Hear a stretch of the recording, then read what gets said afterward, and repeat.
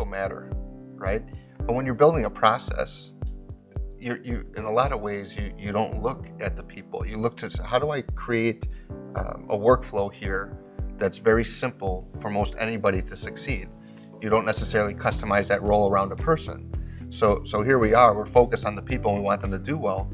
And then you have got the other side of it that says, well, what's going to function well without that person? How do you make it so that you don't need a superstar in every position in order to win the game?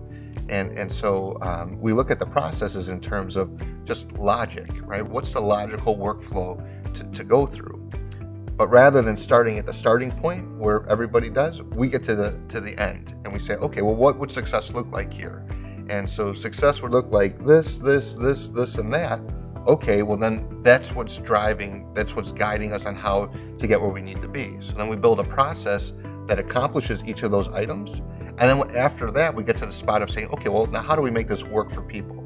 How do we make this something that they want to engage with, that would make them feel good to be a part of it and things like that. So when we're looking at people, it matters at the process design stage, and then obviously on the management piece.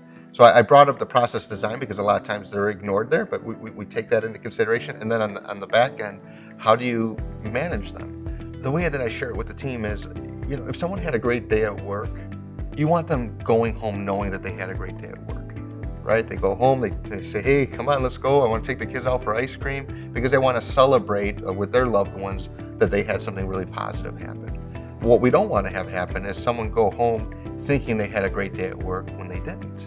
Because that change in definition, right, that difference is where people become at risk, right? At risk of losing their job, or in the case of the employer, losing a teammate, right? We don't want to lose a teammate. We want people to do well. We want to invest in them, train them, help them grow their skill set, have a good development plan for them where they've got other options within the company to grow as high as they'd like to grow.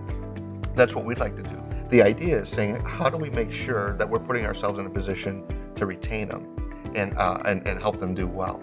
And that's what a lot of it comes down to. If we're continuously putting people in a position to do well and excel, and they feel that the love from the company, that they feel it in that they're not a replaceable part, that they're an important element to the company, they tend to care more. And when they care more, they make sure that they matter more.